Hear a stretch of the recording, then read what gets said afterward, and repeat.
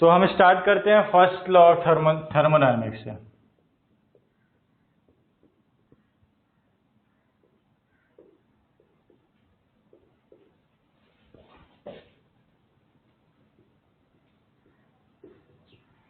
Question solve करते समय से ऐसा भी लिख सकते हैं FLT1 first law of thermodynamics.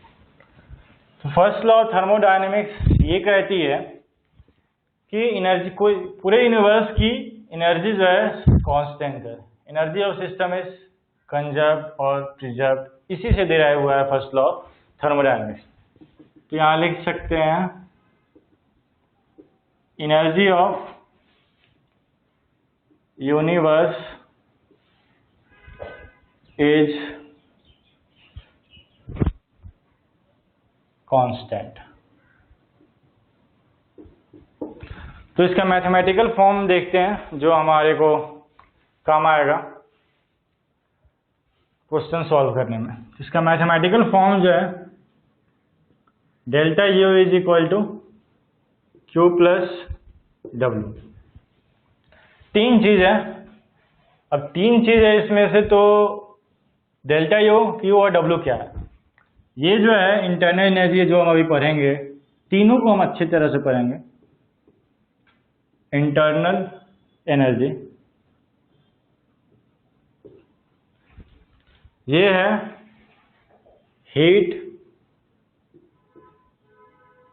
Associated with the process.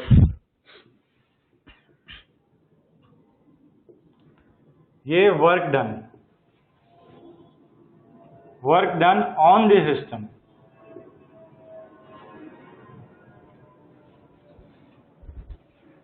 ये हो गया हमारा basic first law of thermodynamics और उसके कंस्टिट्यूएंट वेरिएबल्स का पार्ट।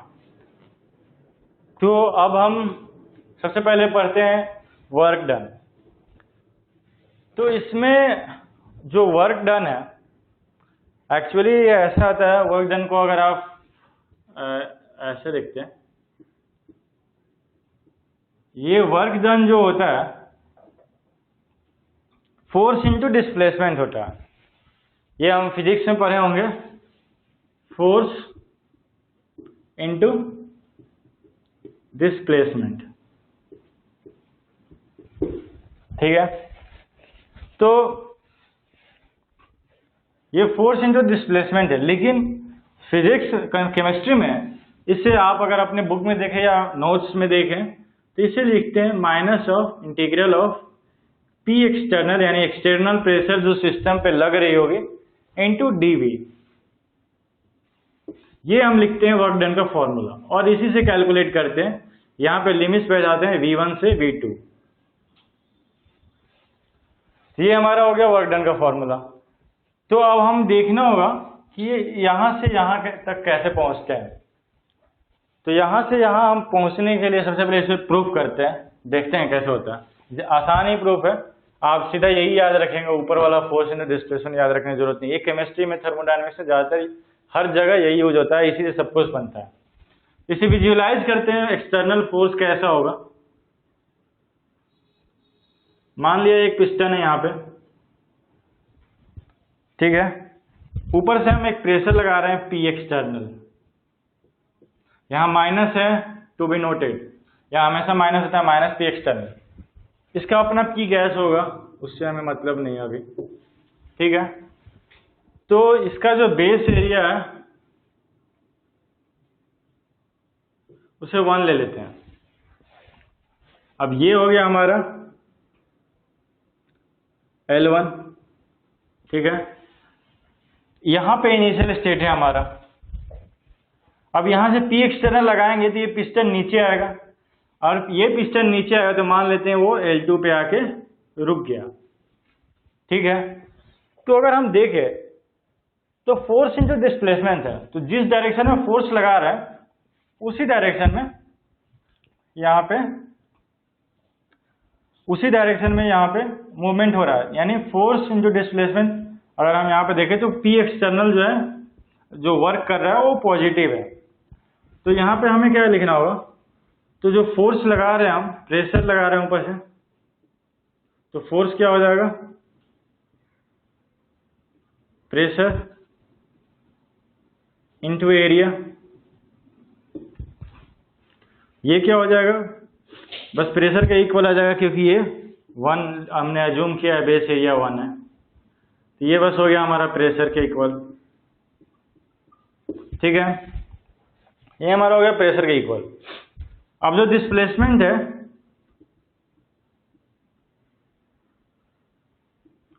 ये हो जाएगा, अगर पॉजिटिव सेंस में देखें तो ये हो जाएगा, अगर यहाँ पे हमारा ओरिजिन है तो बेसिकली डिस्प्लेसमेंट अगर देखें तो ये हो जाएगा L1 माइनस L2।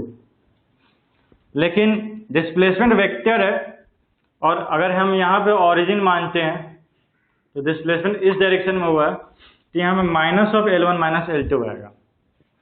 ठीक है, तो हमारा जो वर्क होगा, यहाँ minus of L1 L2 important है, तभी यहाँ माइनस आएगा।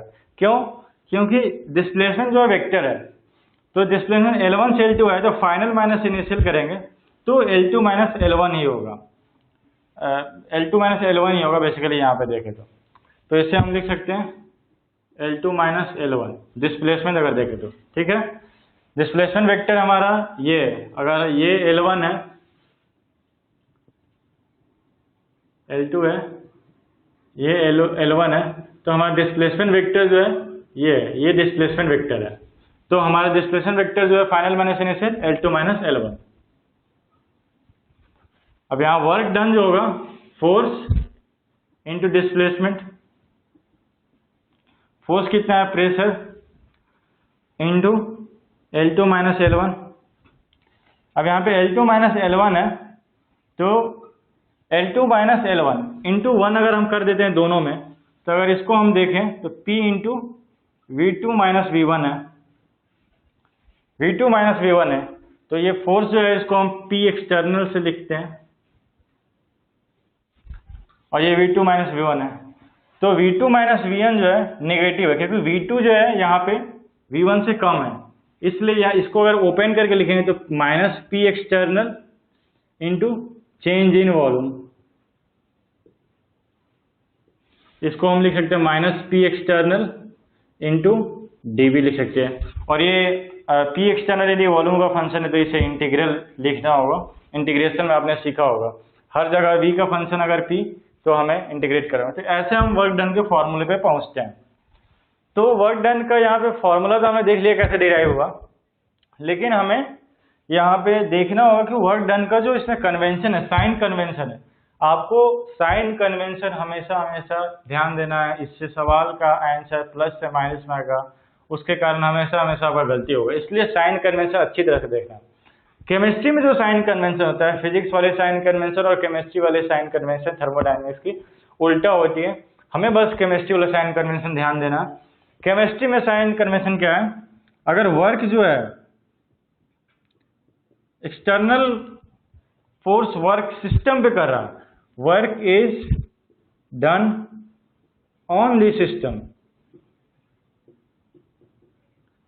बाय P एक्सटर्नल, तो इससे हम पॉजिटिव लेते हैं। सिस्टम पे वर्क हो रहा है तो पॉजिटिव लेते हैं। अगर work is done by the system, अगर सिस्टम वर्क कर रहा है तो उसे नेगेटिव लेते हैं। एक एग्जांपल देख लेते हैं, वर्क डन कैसे पॉजिटिव कैसे नेगेटिव। तो सीधा सीधा है, अगर यहाँ पे ये है, अगर ऊपर से प्रेशर लगाया और वॉल्यूम जो है यहाँ पे आ गया, नीचे आ गया, ये हमारा वॉल्यूम आ गया, तो वॉल्यूम कम हो गया, सिस्टम पे वर्क कर रहा है फोर्स, यानी अगर वॉल्यूम केमिस्ट्री के टर्म्स में देखें तो volume decreases, work is equal to positive, work जो है वह पॉजिटिव होगा। अगर वही जो है ये पिस्टन है, अगर गैस का प्रेशर ज़्यादा हो गया किसी कारण से, रिएक्शन वगैरह करके यहाँ गैस ज़्यादा हो गया, अगर ये इधर से गैस प्रेशर लगा दी, P गैस लगा दी, यहाँ से P गैस लगा दी, तो ये सिस्टम जो होगा यहाँ पे आ जाएगा, सिस्टम एक्सपैंड करेगा। तो यहाँ पे हम लिख सकते हैं वॉल्यूम जो होगा अगर इंक्रीज करेगा तो वर्क डन जो होगा निगेटिव होगा। तो ये साइन कन्वेंशन हमेशा हमेशा ध्यान रखना है। तो यहाँ पे साइन कन्वेंशन वही रखना है, तभी आंसर सही आएगा। अब हम चलते हैं हीट पे।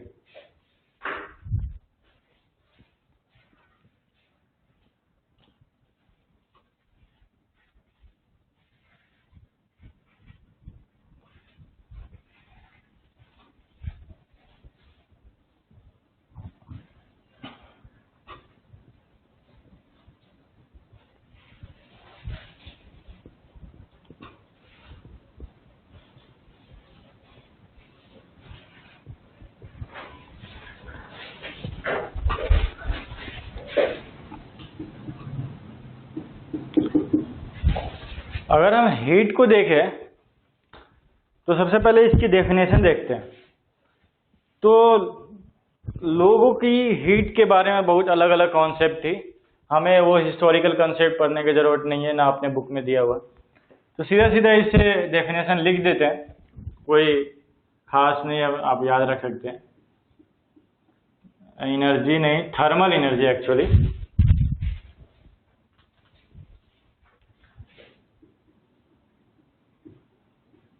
थर्मल एनर्जी की भी आप डेफिनेशन पूछोगे, इस अभी तक ये मतलब अच्छे से डिफाइन करते हैं लोग, वही टेम्परेचर के डिफरेंस से जो एनर्जी क्रिएट होती है वो थर्मल एनर्जी होती है। तो थर्मल एनर्जी इन ट्रांजिट, इसे लोग कहते हैं हीट। हमें ये करना ही नहीं है, हमें सीधा सीधा अपने मैथमेटिक्स में आते हैं क्वेश्चन कैसे सोल्व करना। इससे तो लिखते हैं Q is equal to mass into specific heat capacity into change in temperature.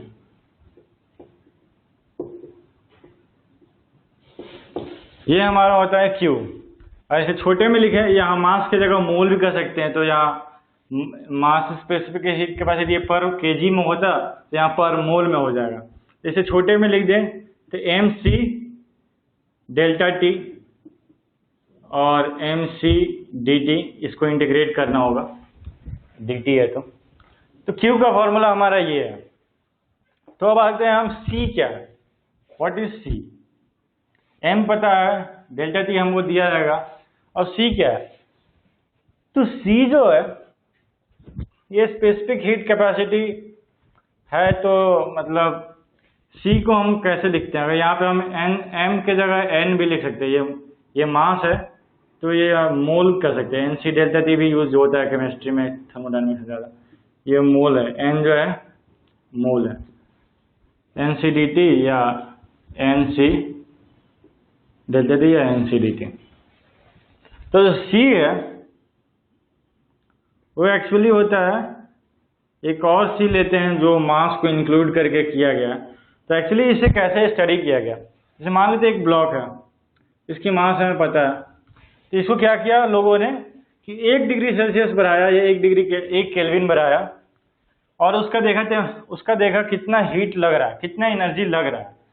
तो वो उसको C डिफाइन कर दिया, और उस C को मास से डिवाइड कर दिया, तो ये स्पेसिफिक हीट कैपेसिटी आ गया। तो इसे C स्टार कह देते हैं या C बार कह देते हैं, C/m। अगर यहाँ पे C जो है वो क्या है, एनर्जी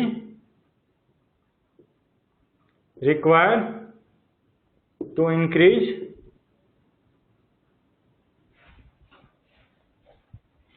द टेम्परेचर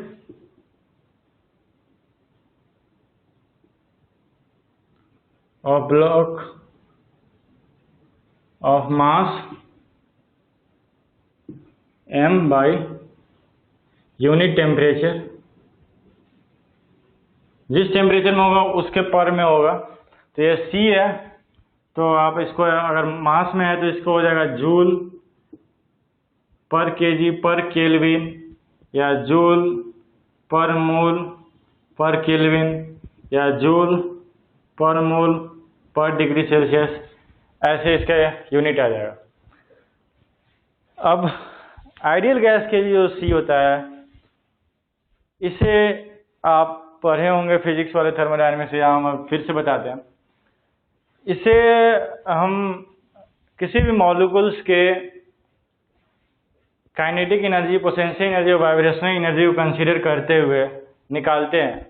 तो आपको आइडियल गैस के लिए सी जो होता है, डायटोमिक सी जो होता है for ideal gas,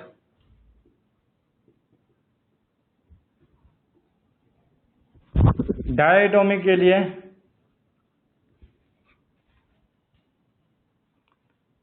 eight constant volume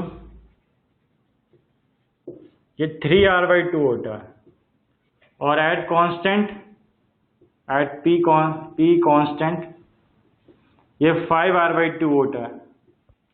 इसी तरह ये टेबल दिया हुआ है, आपको डेटा में दिया रहेगा, आप इसे यूज कर सकते हैं आसानी से। और सॉलिड और लिक्विड के लिए जो सी होता है वो एक्सपेरिमेंटली फाइंड है, वो भी डेटा दिया रहेगा आपको, उसमें कोई पंगा नहीं है। लेकिन एक चीज और हम लेना चाहते हैं, सी जो है टेम्परेचर पे भी डिपेंड करता है। जनरली हम उसे सॉल्व करते हैं तो सी को कांस्टेंट लेते हैं, लेकिन सी जो है टेम्परेचर पे भी डिपेंड करता है। तो सी का जो टेम्परेचर डिपेंडेंस है, सीधा सीधा फॉर्मूला है, उसमें कोई टेंशन नहीं है। तो सी का जो टेम्परेचर डिपेंडेंस है वो C is equal to A plus B T plus C T square plus C exponents, ऐसे ही ऑर्डर डिग्री का चलते जाता है। तो आपको यहाँ पे ए बी सी जो है ये कांस्टेंट्स है, और ऐसे हमारा कैपिटल से लिखते हैं तो उससे मैच करेगा। ऐसे टेम्परेचर पे डिपेंडेंस हो, यानी टेम्परेचर बढ़ेगा तो सी बढ़ेगा। तो बेसिकली हम लोग सी एग्जैक्ट डेटा दिया रहता है तो हम लोग वेरिएबल मानते नहीं है, लेकिन ये डिपेंडेंस होता है सी का। तो अब हमने ये कर लिया। अब उसके बाद हमें करना है, उसके पहले हम एक एग्जाम्पल लेते हैं। एग्जाम्पल ऐसे लेते हैं कि वैसे एग्जाम्पल टाइप ले लेते हैं। हाँ, एक और चीज छूट गया यहाँ पे। अब इसमें भी साइन कन्वेंशन है हीट का। हीट का साइन कन्वेंशन क्या है, इसे भी आप ध्यान रखिएगा, क्वेश्चन बहुत इंपॉर्टेंट है साइन कन्वेंशन। अगर हीट जो है बाहर जा रही है तो हीट जो होगा Q इज नेगेटिव। सिस्टम अगर हीट सिस्टम को दे रहे हैं, सिस्टम में हीट जो है अंदर आ रही है, तो जो Q है वो हो जाएगी पॉजिटिव। सिस्टम यहाँ पे सिस्टम रिलीजेज हीट, तो ये नेगेटिव होगा। सिस्टम एब्जॉर्ब्स हीट, ये पॉजिटिव होगा। ये हमारा साइन कन्वेंशन है। अब छोटे से एग्जाम्पल कर लेते हैं वर्क डन के, और उसके बाद इंटरनल एनर्जी पढ़ेंगे।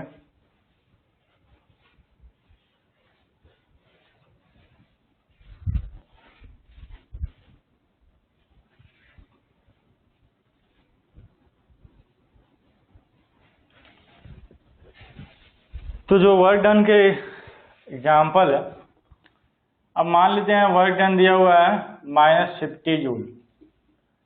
तो आप बताया, आप इसको कैसे एक्सप्लेन करेंगे? एक्सप्लेन क्या करेंगे? Work done by the system on the surrounding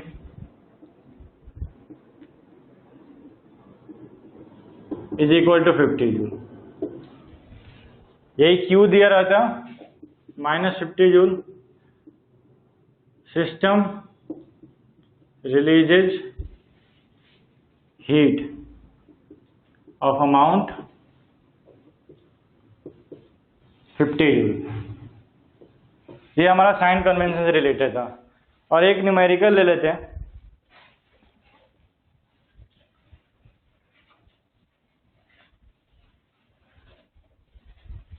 numerical ये है न्यूमेरिकल ये है, find the work done by the system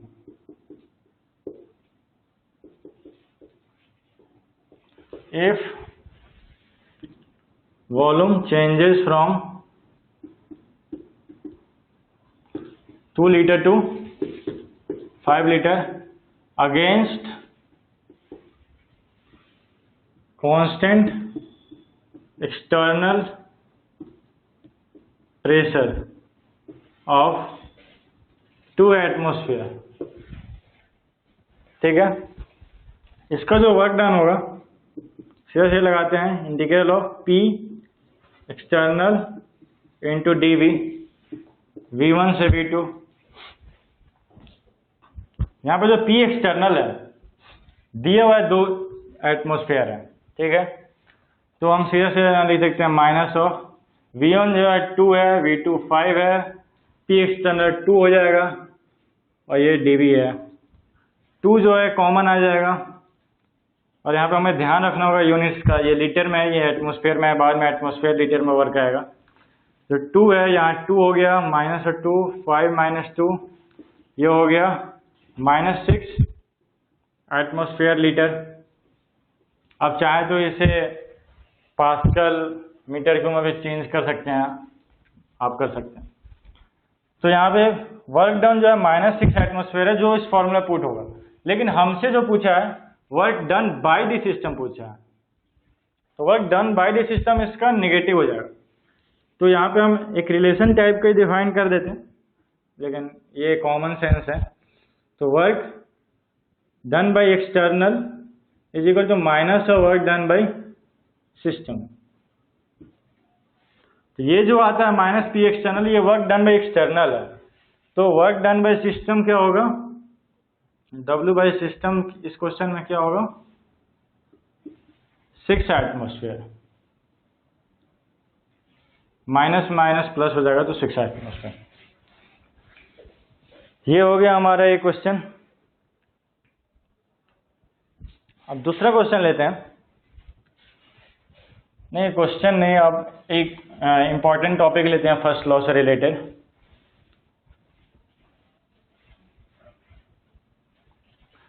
अब मेन पे चलते हैं। आपने वर्क सुना होगा, हीट सुना होगा, डेल्टा यू शायद पहली बार सुन रहे होंगे, थर्मोडायनामिक्स अगर पहली बार पढ़ रहे होंगे तो, या फिजिक्स के थर्मोडायनामिक्स पढ़े होंगे तो उसमें सुने होंगे। तो इंटरनल एनर्जी क्या है?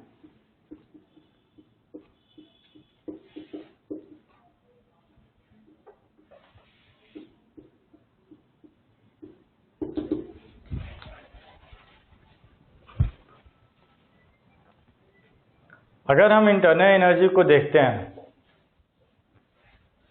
तो अगर एक सिस्टम है, इसमें गैसेस भरे हैं, अगर एक गैस है, आपस में गैस है, इधर भी गैस है, इधर भी गैस है, सब तरफ गैस है, इसका सबसे इंटरैक्शन होगा, इस गैस का सबसे इंटरैक्शन होगा, और इंटरैक्शन होता है तो हम जानते हैं वो पोटेंशियल एनर्जी होती है। तो इंटरैक्शन के कारण इसका potential energy of gas molecule हो जाएगा। सिस्टम को हम माइक्रोस्कोपिकली देख रहे हैं। माइक्रोस्कोपिक में क्या होता होगा, एक पार्टिकल है वो सबसे इंटरैक्ट करता होगा, उसके लिए उसके कारण उसका पोटेंशियल एनर्जी आया। अब ये पार्टिकल है, ये मूव करता होगा किसी वेलोसिटी से, इसका काइनेटिक एनर्जी आ गया। अब ये पार्टिकल है, ये जो है एक पोजीशन के आसपास ये वाइब्रेट करता होगा, ऐसे ऐसे वाइब्रेट करता होगा ये, तो इसका वाइब्रेशनल एनर्जी हो गया।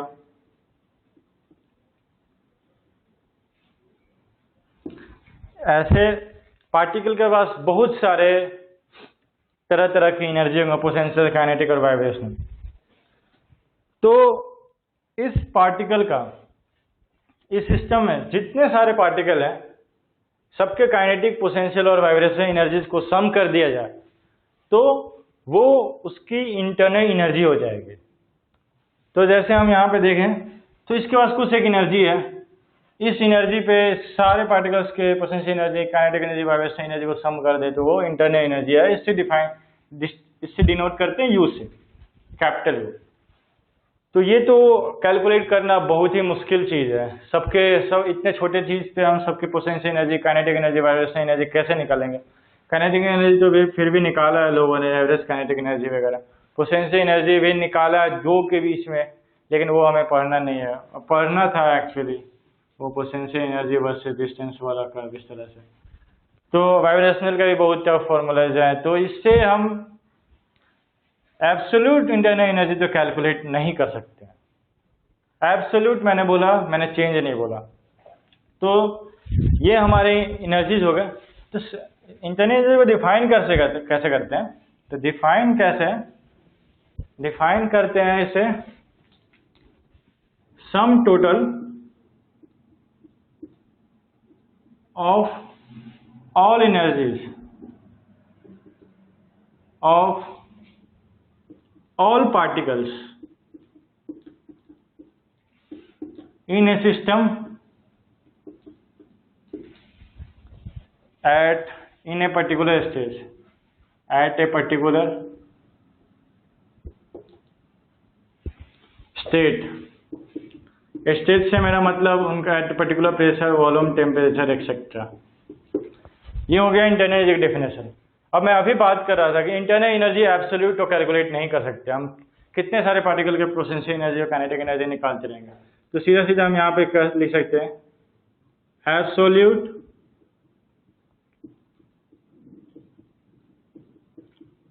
Potential energy cannot be calculated. Absolute potential energy तो कैलकुलेट नहीं कर सकते। तो अब क्या करते हैं? एब्सोल्यूट कर नहीं सकते हैं तो हम चेंज कैलकुलेट कर सकते हैं।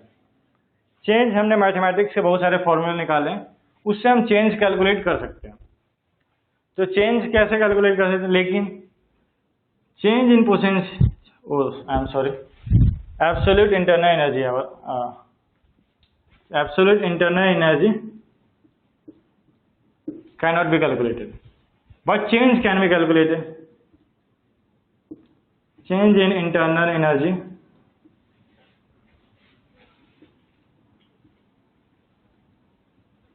can be calculated. ये हमारा एब्सोल्यूट और चेंज हो गया। तो चेंज को हम रिप्रेजेंट कैसे करते हैं? चेंज को रिप्रेजेंट करते हैं डेल्टा यू से। चेंज हम कैलकुलेट कर सकते हैं। तो कैलकुलेट करने के मैथमेटिकल फॉर्मूलेज हैं, उसे हमें देखने होंगे। तो हम इसे देखते हैं। और यहाँ पे ये भी लिख सकते हैं जो डेल्टा यू होता है kinetic energy plus potential energy plus vibrational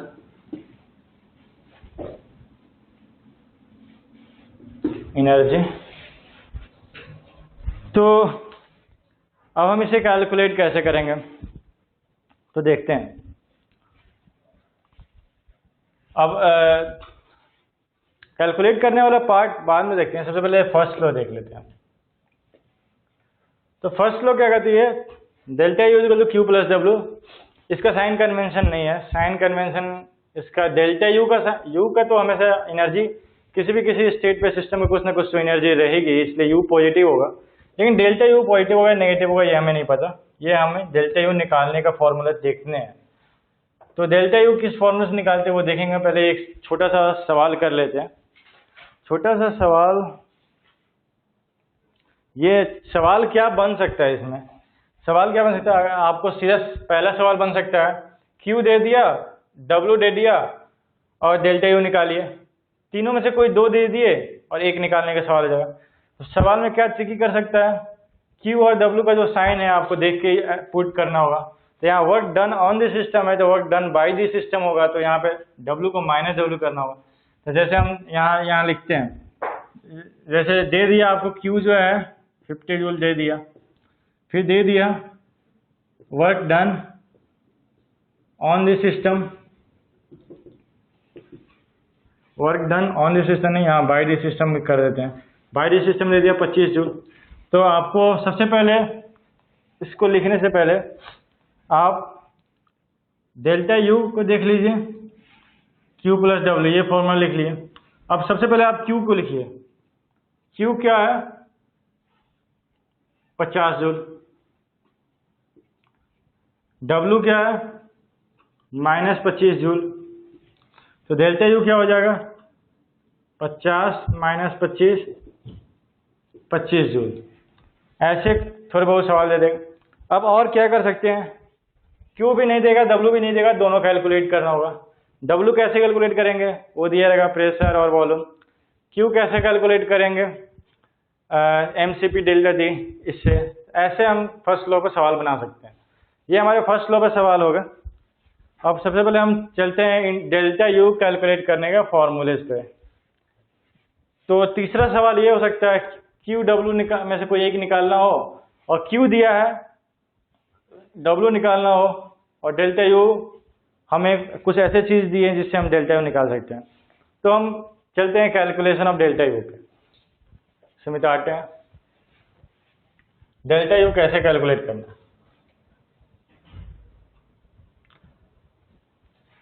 एक चीज़ दिमाग में रखनी होगी, ध्यान में हमेशा, यू और डेल्टा यू डिफरेंट होते हैं। यू एब्सोल्यूट है, डेल्टा यू चेंज है।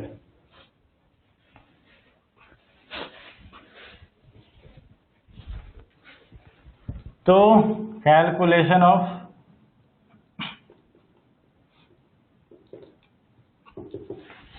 वैसे एनसीईआरटी में ये अलग से सब टॉपिक नहीं दिया हुआ है, लेकिन हम यहाँ देखते हैं क्योंकि थर्मोडायनेमिक्स में यही चीज़ है कि आपको कौन सा सिस्टम है, रियल गैस है, आइडियल गैस है, लिक्विड है, सॉलिड है, आपको सबसे पहले ये देखना होगा कौन से सिस्टम है। उसके बाद डिसाइड करना होगा कि आपको क्या करना है। तो हम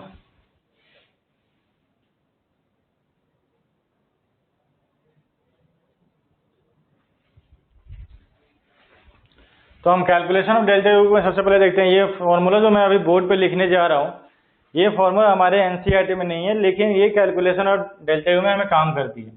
जो फॉर्मूला है du is equal to CV dt plus जो है del U by del V at constant temperature into dt। ये फॉर्मूला है। ये हायर लेवल फॉर्म मैथमेटिक्स है, उसे हमें अभी इग्नोर करना है। तो ये हमारे पास U का फॉर्मूला है। अब हम सबसे पहले ये चलते हैं। इससे आगे बढ़ने से पहले हम ये इंटरनल एनर्जी की एक और बात बताना चाहता हूँ। फॉर आइडियल गैस जो है,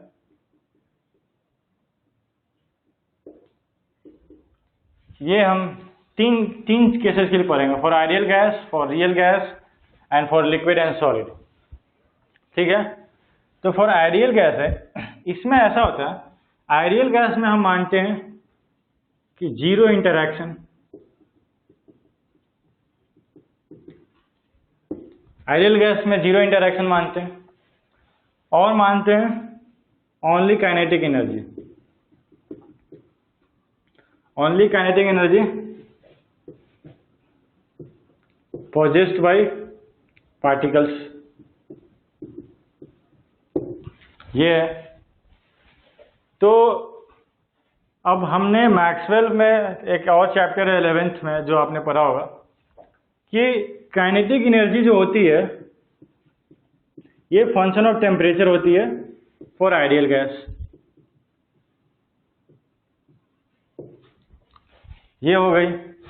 तो और आइडियल गैस में बस काइनेटिक एनर्जी होती है, तो इसलिए हम ये कह सकते हैं U जो है फंक्शन ऑफ टेम्परेचर है फॉर आइडियल गैस। ये हो गया, U is a function of temperature for ideal gas. ये हमारा हो गया फॉर आइडियल गैस। तो अब हम देखें यहाँ पे ये CV जो है, इससे आप घबराइए नहीं, ये वही C है, हीट कैपेसिटी, लेकिन एट कांस्टेंट वॉल्यूम में। तो यहाँ पे हम एक बार लिख देते हैं एट कांस्टेंट वॉल्यूम, CV होता है एट कांस्टेंट प्रेशर Cp होता है, यहाँ Cv है। तो आइडियल गैस के लिए जो U आएगा वो क्या, डेल्टा U जो आएगा फंक्शन ऑफ टेम्परेचर है, बस फंक्शन ऑफ टेम्परेचर है। तो आइडियल गैस के लिए जो डेल्टा U आता है हमेशा CvdT आता है, पर मोल है ये, ओनली फॉर NCvdT। ये आ गया हमारा आइडियल गैस के लिए, क्योंकि हम यहाँ देख सकते हैं ये कैसे आता है, हम यहाँ देख सकते हैं कि जो del U by del V है, यहाँ पे T लिखने का मतलब है एट कांस्टेंट टेम्परेचर। तो जो del U by del V है, टेम्परेचर कांस्टेंट है तो ये 0 हो जाएगा। U जो है इंडिपेंडेंट ऑफ टेम्परेचर है, ओनली फंक्शन ऑफ टेम्परेचर है, तो T कांस्टेंट है तो ये 0 हो जाएगा आइडियल गैस के लिए, बस यही सर्वाइव करेगा। अब हम देखते हैं फॉर रियल गैस।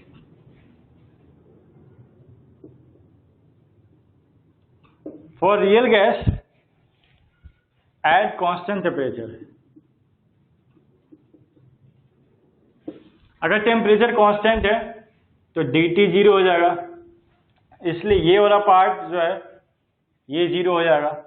अगर ये 0 हो जाता है तो इसके लिए जो du आएगा ये भी बस CvdT आएगा। अब हम देखते हैं for solids and liquids. Solid and liquid के लिए होता है, अगर आपको ये समझ में नहीं आ रहा, टेंशन नहीं लेने का, सीधे सीधे आप ये फॉर्मूला याद रखना, लेकिन कंडीशन जरूर याद रखना, क्योंकि सवाल में अलग अलग तरह के कंडीशंस होंगे, आप कंफ्यूज हो जाओगे।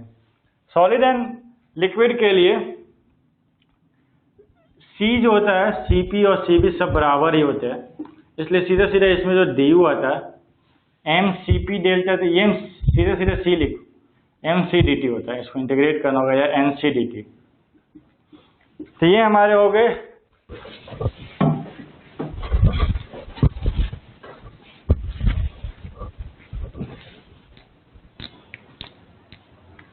अब हम एंथैल्पी स्टार्ट करने से पहले एक चीज और देखना चाहते हैं, देखना ये चाहते हैं इंटरनल एनर्जी के बारे में। ये फर्स्ट लॉ यदि लिखें तो हो जाती है delta U is equal to Q plus W। तो अगर हम at constant volume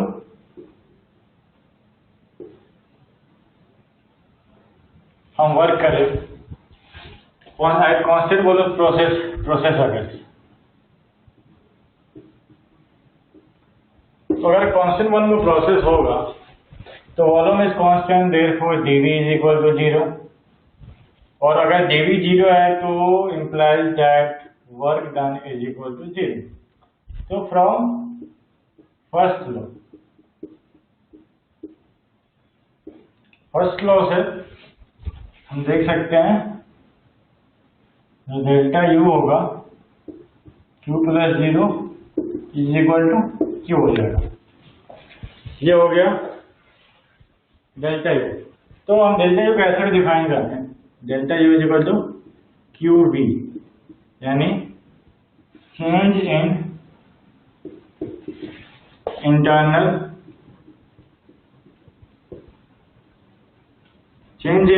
energy is equal to heat exchanged at constant volume। ये हो गया हमारा एक तरह का। एक और इंटरनल एनर्जी से रिलेटेड सवाल है, पहला हो गया इंटरनल एनर्जी से एक और रिलेटेड सवाल है, which one is greater,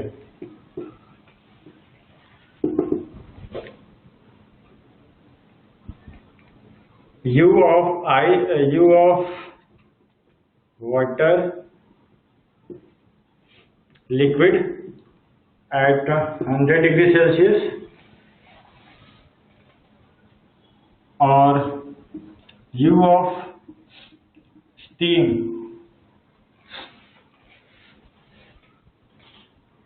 eight 100 degree Celsius. Steam मतलब H2O वेपर। दोनों में से कौन बड़ा है? तो हम देखें तो यहाँ पे H2O लिक्विड से H2O वेपर करने के लिए हमें एनर्जी देनी पड़ती है, हीट देनी पड़ती है। और ये हीट जो है ये कहाँ पे जाकर स्टोर होती है? H2O के पोटेंशियल एनर्जी में। तो इसमें लिक्विड है, इसमें गैसेज है, तो किसकी इंटरनल एनर्जी ज्यादा होती है? इसकी ज्यादा होती है, क्योंकि यहाँ पे कुछ एनर्जी हम लेटेंट हीट जो दे रहे हैं वो वेपर में जा रही है, इसकी काइनेटिक एनर्जी बढ़ रही है और इसकी गैसेज है जिसकी वॉल्यूम बढ़ी तो एक दूसरे के बीच में डिस्टेंस जो है बढ़ी, तो इसकी बेसिकली इसका जो है पोटेंशियल एनर्जी ज्यादा रहता है और काइनेटिक एनर्जी ज्यादा होता है, इसलिए इसका टोटल इंटरनल एनर्जी जो है ज्यादा हो जाती है, इसलिए ये बड़ा होगा। तो इसका और एक और इम्प्लीकेशन है, अगर इन दोनों में से आप 100 डिग्री वाले पानी को अगर हाथ पे रखे और इसको हाथ पे रखे, कौन ज्यादा गर्म होगा? आपको जो फील होगा वो ये होगा, ये ज्यादा गर्म आपको फील होगा क्योंकि इसकी इंटरनल एनर्जी ज्यादा है। तो ये